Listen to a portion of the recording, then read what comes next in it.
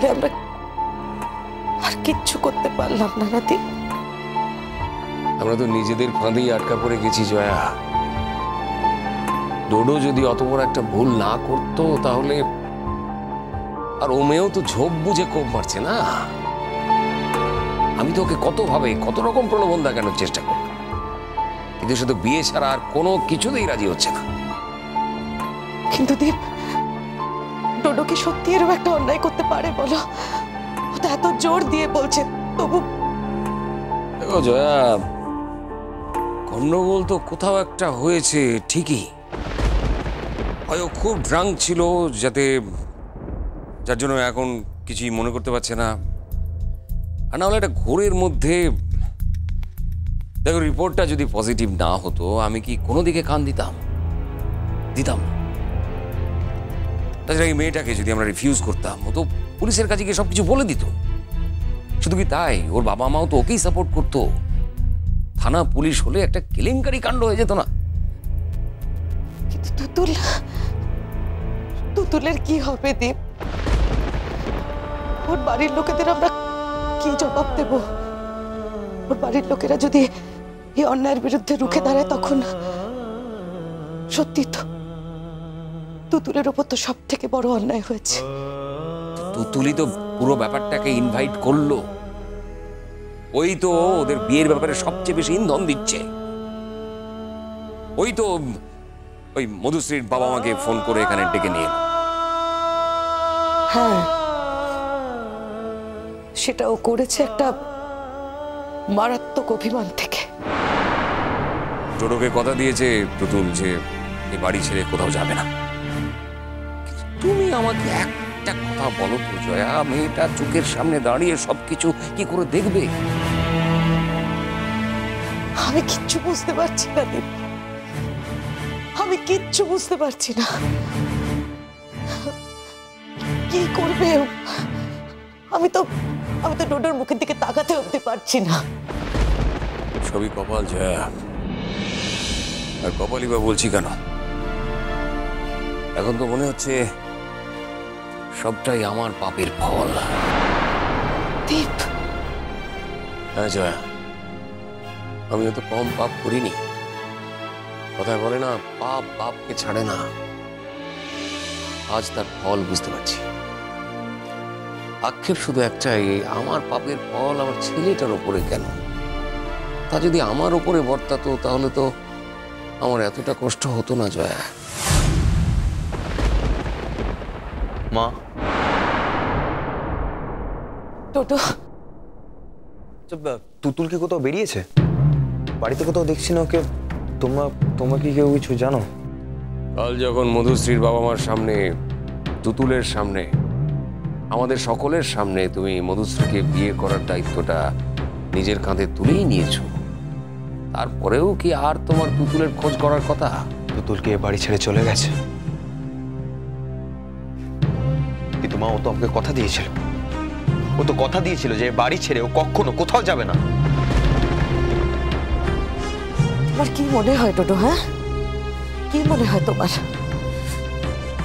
এত কাণ্ড ঘটে যাবার পরেও তুতুলের এই বাড়িতে থাকতে ভালো লাগবে?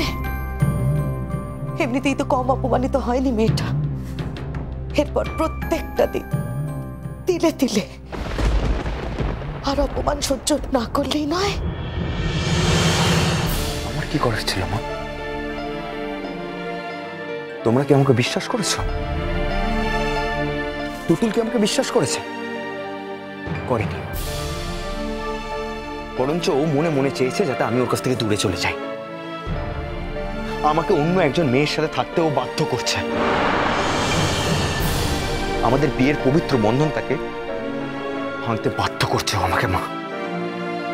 কিন্তু আমি যাই করছি সবটাই করছি ওকে ছেড়ে থাকবো না বলে। তাই তুমি আমাকে প্লিজ বলো, ও কোথায় গেছে মা? ওকে বাড়ি চলে গেছে? যদি তাই হয়ে থাকে তাহলে আমি এক্ষুনি গিয়ে ওকে নিয়ে আসবো। কারণ কথা দিয়ে কথার খেলাপি করলে তো চলবে না মা। ও কথা দিয়েছিল যে ও এ বাড়ি ছেড়ে কখনো যাবে না। আমি যেমন আমার কথা রাখছি, ও কিন্তু ওর কথাটা রাখতে বাধ্য মা। প্লিজ বলো মা। তুতুল টুয়ার স্কুলে গেছে। টুয়ার স্কুলে? কেন, টুয়ার স্কুলে কি আছে?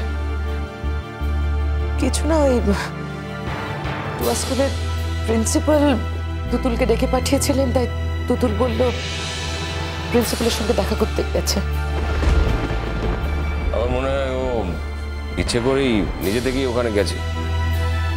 ওই যে প্রোগ্রামের দিন উনি ওকে একটা ওই প্রপোজাল দিয়েছিলেন না ওদের স্কুলে ডান্স টিচার হওয়ার জন্য, আমার তো মনে হচ্ছে ও নিজে থেকেই এখন ওই প্রপোজালটা অ্যাকসেপ্ট করতে গেছে। তার মানে টুয়ার স্কুলে নাচের টিচার হতে গেছে। তো তো মানে আমাদের বাড়ির বউ, আমার ওয়াইফ টুয়ার স্কুলে বাচ্চাদের নাচ শেখাতে যাবে? ও এখন আর আমাদের বাড়ির বউ নয়, তোমার বউ নয়, হিসেব মতো এখন আমাদের কেউ নয়। বাবা, তোমার বাবা তো কিছু ভুল কথা বলেনি টোটো। আলবাত বলছে মা,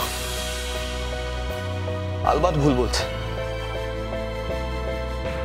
এইভাবে এক নিমেষে সবকিছু শেষ হয়ে যেতে পারে না, কিছুদিন না। তোমরা মুখে যে যাই বলো না কেন, মন থেকে ওকে অস্বীকার করতে পারবে? আমাদের কথা বাদ দাও টোটো, আমাদের স্বীকার অস্বীকারে আর কিছু যায় আসে না। আমি তোকে অস্বীকার করিনি মা, ও আমাকে অস্বীকার করেছে। ও আমাকে বারবার ওর কাছ থেকে দূরে সরিয়ে দিয়েছে মা। আচ্ছা, আমার কি অভিমান হয় না? আমি মানুষ নই? ও চেয়েছে আমি যাতে মধুশ্রীর মতো একটা বাজে মেয়ের সঙ্গে আমার জীবনটা জড়িয়ে ফেলে আমার জীবনটাকে নষ্ট করে ফেলি, আমার জীবনটা যাতে তছনছ হয়ে যায়। এখন তো খুশি হওয়ার কথা, ও আমাকে একটা এত বড় পানিশমেন্ট দেওয়ার সুযোগ পেয়েছে। এসব কথা বাদ দাও টোটো। দেখো, আমরা অনেক চেষ্টা করেছিলাম, কিন্তু আমাদের হাতে আটকানোর আর কোনো উপায় নেই। মধুশ্রী ঢাক ঢোল পিটিয়ে বিয়ে চাইছে, ও প্রেস মিডিয়া সবাইকে ইনভাইট করতে চাইছে। সত্যি এখন আর আমাদের হাতে কিছু নেই ডোডো, আমাদের স্রোতে ভেসে যাওয়া ছাড়া আর কোনো উপায় নেই। তাছাড়া বিয়ের দিনটা তো ঠিক হয়ে গেছে, মাঝখানে একেবারে সময় নেই। মা,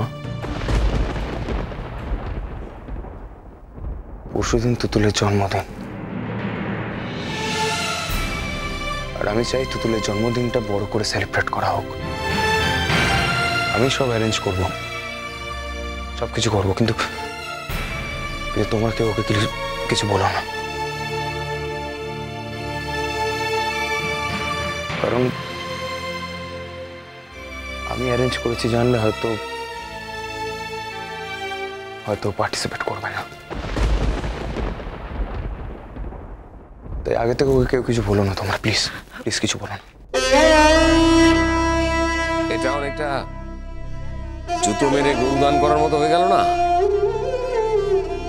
যার সঙ্গে সমস্ত সম্পর্ক শেষ হয়ে যাচ্ছে তারই জন্মদিন তুমি ঘটা করে পালন করতে চাইছো, আমাদেরই তো লজ্জা করবে এতে।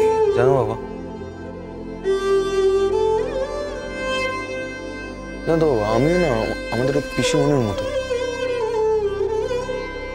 তোমরা তো হাসবে শুনলে, কিন্তু তবু আমার বিশ্বাস আমার কাছে, আমি বিশ্বাস করতে ভালোবাসি বাবা। আমার এখনো মনে হয় যে কোথাও থেকে কিছু এমন একটা হবে যাতে সবকিছু উল্টে পাল্টে যাবে, সবকিছু। আমি তুতুলকে কতটা ভালোবাসি বাবা, তা আকাশ বাতাস মধুপুরের গাছপালা জানে। আমি ওকে কতটা ভালোবাসি তা মধুপুরের মন্দিরের ঘন্টা সব জানে। আমি সেই সবকিছুর উপর বাজি ধরে বলছি বাবা, আমার ভালোবাসা যদি সত্যি হয় তুতুল আমাকে ছেড়ে কোথাও যেতে পারবে, আর নাই আমি ওকে ছেড়ে কোথাও যেতে পারবো না বাবা। তুমি দেখো, ও আমাকে ছেড়ে কোথাও যেতে পারবে না। এবার পাগলের মতো কোথায় যাচ্ছিস বাবা? কোথায় যাচ্ছিস? কোথায় যাবো? হ্যাঁ, তুতুলের কাছে। তুতুল তো টুয়া স্কুলে। হ্যাঁ, তো আমি টুয়ার স্কুলেই যাচ্ছি, আমি ওখানেই যাচ্ছি। আমি তুতুলকে ছেড়ে কখনো থেকেছি বাবা? কখনো থেকেছি মা? থাকিনি তো। আমি ওখানেই যাচ্ছি, আমি তুতুলকে নিয়ে আসছি, আমি তুতুলকে আনছি। দাঁড়ান।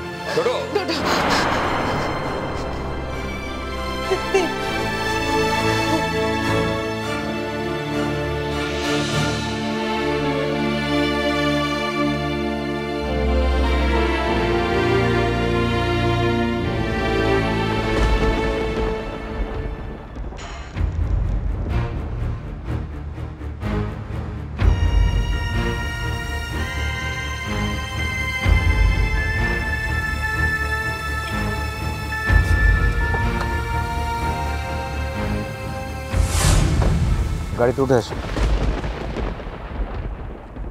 তুমি? গাড়িতে উঠে এসো বলছি। না, তুমি চলে যাও, এক্ষুনি এখানে ভিড় হয়ে যাবে। তা জানোই যখন, তখন যেটা বলছি সেটা করছো না কেন? বললাম তো উঠবো না।